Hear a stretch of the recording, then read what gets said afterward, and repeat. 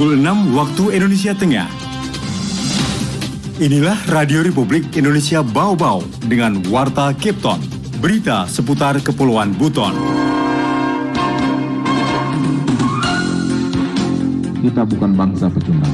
Kita tidak akan pernah rela untuk bersimpuh dan menyerahkan. Sebesar apapun ancaman dan tantangan akan kita hadapi.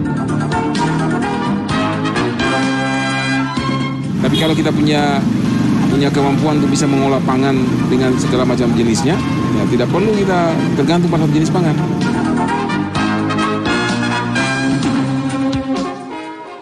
Selamat pagi dari Bukit Tulio Indah, kami sampaikan pokok-pokok berita.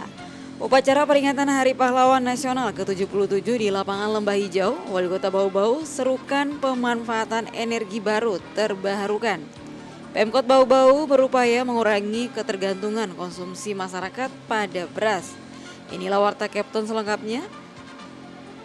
Jumat 11 November 2022 bersama saya Wode Sabaria.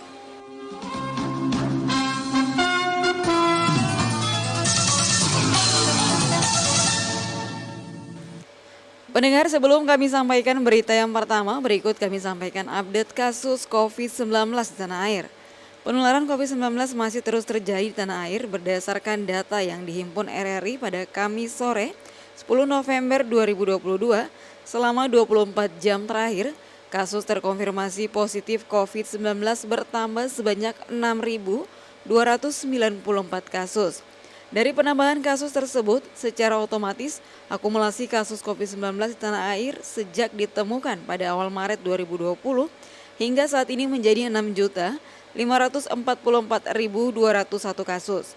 Adapun jumlah kasus sembuh bertambah 4.223 orang, sehingga total pasien sembuh menjadi 6.339.381 orang.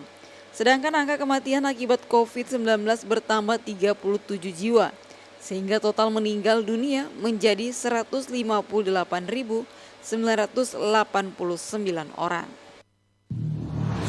RRI Radio Tangga Bencana COVID-19. Baik pendengar, kita ke berita yang pertama. Menjadi inspektur upacara peringatan Hari Pahlawan Nasional ke-77 di lapangan Lembah Hijau, Wali Kota Bau-Bau serukan pemanfaatan energi baru terbarukan. Mengenai hal itu, Hairul Mulku melaporkan. Kita bukan bangsa pecundang. Kita tidak akan pernah rela untuk bersimpuh dan menyerah kalah. Sebesar apapun ancaman dan tantangan akan kita hadapi. Dengan tangan mengepal dan dada menggelora. Wali Kota Bau-Bau, Laude Ahmad Monianse, menjadi inspektur upacara pengibaran bendera memperingati Hari Pahlawan Nasional tahun 2022. Upacara yang berjalan hikmat itu berlangsung di lapangan Lembah Hijau Kamis pagi 10 November 2022. Wali Kota Bau-Bau Laude Ahmad Monianse yang membacakan pidato Menteri Sosial mengajak bergerak bersama untuk meneruskan pengembangan dan pemanfaatan energi baru dan terbarukan. Melakukan pengembangan sumber daya pangan berbasiskan potensi dan kearifan lokal sebagai solusi kebutuhan pemenuhan pangan dan memperkuat keragaman pangan. Mengelola sumber daya air secara bijak untuk menjamin keamanan dan ketahanan sumber daya air yang diharapkan dapat menopang keberlangsungan kehidupan generasi kini dan generasi mendatang dengan lebih baik lagi. Tidak mudah memang, tapi pasti bisa. Karena para pahlawan kita telah memberikan teladannya. Mereka pada masanya mengajarkan pada kita beragam nilai untuk kita tiru. Kita warisi dan kita ikuti, sehingga jejak kemenangan niscaya akan berada dalam genggaman. Dengan senjata, dengan pemikiran, dengan karya-karya nyata, para pahlawan bangsa telah mengajarkan kepada kita bahwa kita bukan bangsa pecundang. Kita tidak akan pernah rela untuk bersimpuh dan menyerah kalah. Sebesar apapun ancaman dan tantangan akan kita hadapi. Dengan tangan mengepal dan dada menggelora. Monianse juga menyerukan agar menyuarakan gairah untuk berantas kebodohan dan perangi kemiskinan, mulai dari meningkatkan pengetahuan, melatih keterampilan, sampai dengan budidaya dan pengelolaan hasil bumi. Inilah tantangan yang sesungguhnya bagi para pejuang muda untuk mengelola kekayaan alam Indonesia yang luar biasa bagi kejayaan bangsa dan negara tercinta. Mari kita merajut kesejahteraan menjadi pahlawan bangsa di masa depan. Usai upacara bendera dirangkaikan dengan penyerahan santunan paket sembako secara simbolis kepada perwakilan veteran berupa beras, telur ayam, dan minyak goreng. Kemudian dilanjutkan dengan ziarah nasional di Taman Makam Pahlawan Nasional Loputaiko dan upacara tabur bunga di Pelabuhan Murhum, Kota Bau-Bau. Reporter RRI Bau-Bau, Hairul Mulku, melaporkan. Anda sedang mendengarkan Warta Kepton, berita seputar Kepulauan Buton. Baik pendengar, kita ke berita selanjutnya. Pemkot Bau-Bau berupaya mengurangi ketergantungan konsumsi masyarakat pada beras dengan melatih pelaku UMKM melakukan diversifikasi olahan pangan. Mengenai hal itu, Afriansa melaporkan. Tapi kalau kita punya kemampuan untuk bisa mengolah pangan dengan segala macam jenisnya, ya tidak perlu kita tergantung pada jenis pangan. Contoh misalnya, pemerintah Kota Bau-Bau berupaya mengurangi ketergantungan konsumsi masyarakat pada satu jenis pangan seperti beras dengan melatih pelaku UMKM mendiversifikasi atau menganeka-ragamkan olahan pangan. Pelatihan diversifikasi olahan pangan tersebut digelar Dinas Perdagangan dan Perindustrian Disperdak Perin Bau-Bau yang dibuka langsung Wali Kota Bau-Bau Laode Ahmad Munianse di Aula Kantor Disperdak Perin pada Kamis 10 November 2022. Wali Kota Bau-Bau Laode Ahmad Munianse mengatakan diversifikasi olahan pangan sangat penting karena erat kaitannya dengan ketahanan pangan. Sebab menurut Wali Kota, jika hanya bergantung pada satu jenis pangan yang kemudian pasokannya terhambat, maka mudah berpengaruh pada persediaan pangan dan memicu kenaikan harga. Tapi kalau kita punya kemampuan untuk bisa mengolah pangan dengan segala macam jenisnya, ya tidak perlu kita tergantung pada satu jenis pangan. Contoh misalnya kalau kita punya ubi kan hampir sama unsur-unsurnya dengan beras. Tapi ubi yang seperti apa? Ya dibuatlah pengolahannya supaya lebih menarik, kandungan gizinya cukup, tampilannya menarik sehingga animo orang untuk makan ada. Ahmad Munianse meyakini jika semakin banyak gerakan diversifikasi olahan pangan, maka lambat laun ketergantungan masyarakat pada satu jenis pangan tertentu, misalnya beras, akan berkurang. Sehingga kalau misalnya pasokan beras suatu saat karena adanya gangguan iklim, beras kurang, kita tidak kelimpungan karena kita punya ketahanan pangan dari aspek yang lain. Di tempat yang sama, Kepala Disperdak Perin Bau-Bau Laode Ali Hasan mengatakan pelatihan diversifikasi olahan pangan melibatkan 35 peserta dari berbagai kelurahan yang memiliki potensi tempat penghasil ubi dan pisang. Selain itu, kata Ali, para peserta yang dilibatkan telah memiliki keterampilan membuat aneka kue. Peserta pelatihan diversifikasi olahan pangan ini semua kelurahan yang memiliki potensi tempat penghasilan ubi dan pisang.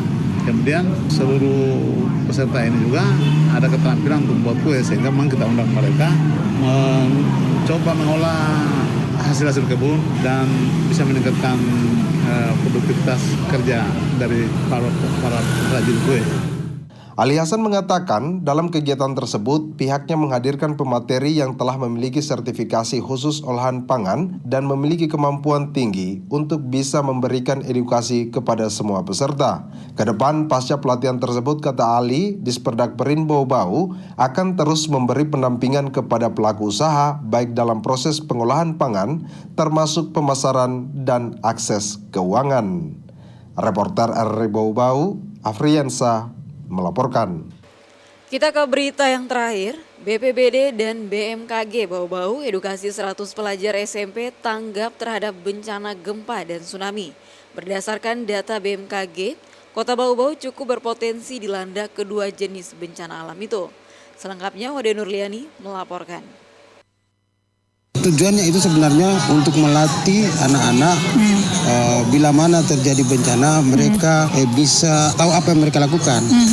Kota Bau-Bau masuk dalam wilayah yang rentan akan bencana alam gempa bumi dan tsunami berdasarkan peta rawan bencana serta masuk wilayah pesisir. Hal itu diungkapkan Kepala Pelaksana Badan Penanggulangan Bencana Daerah BPBD Bau-Bau, Laude Muslimin Hibali kepada RRI saat menggelar sosialisasi komunikasi dan informasi rawan bencana kepada pelajar SMP. Sebagai Sebagai bentuk kesiapsiagaan, pihaknya mengedukasi sebanyak 100 pelajar perwakilan SMP Negeri 4 dan SMP Negeri 3 Bau-Bau. Tujuannya melatih para pelajar agar sigap menyelamatkan diri saat terjadi gempa bumi dan tsunami, sehingga di tingkat satuan pendidikan pun tanggap terhadap bencana. Memang di dalam peta bencana rawan bencana, Bau-Bau juga masuk di dalam rawan bencana tsunami. Nah, wilayahnya wilayah pesisir.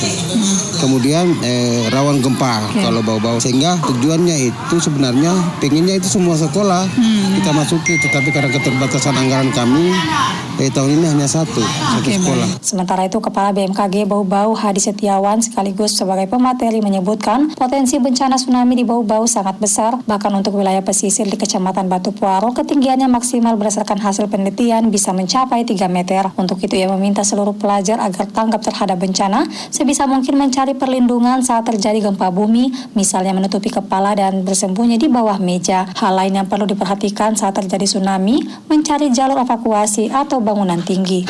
Untuk terjadinya tsunami atau gempa yang di patahan yang ada di Pulau Buton itu tidak menimbulkan tsunami, tapi efek dari patahan yang ada di Flores itu akan menjalar ke sini.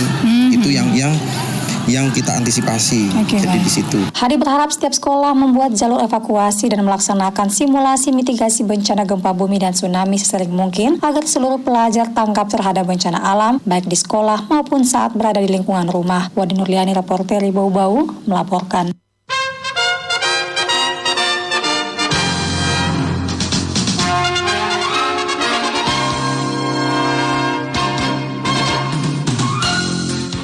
Saudara, sebelum kami akhiri, kembali kami sampaikan pokok-pokok berita. Upacara peringatan Hari Pahlawan Nasional ke-77 di lapangan Lembah Hijau, Wali Kota Bau-Bau serukan pemanfaatan energi baru terbarukan. Pemkot Bau-Bau berupaya mengurangi ketergantungan konsumsi masyarakat pada beras. Demikian Warta Kepton hari ini, mewakili kerabat kerja saya ucapkan selamat pagi.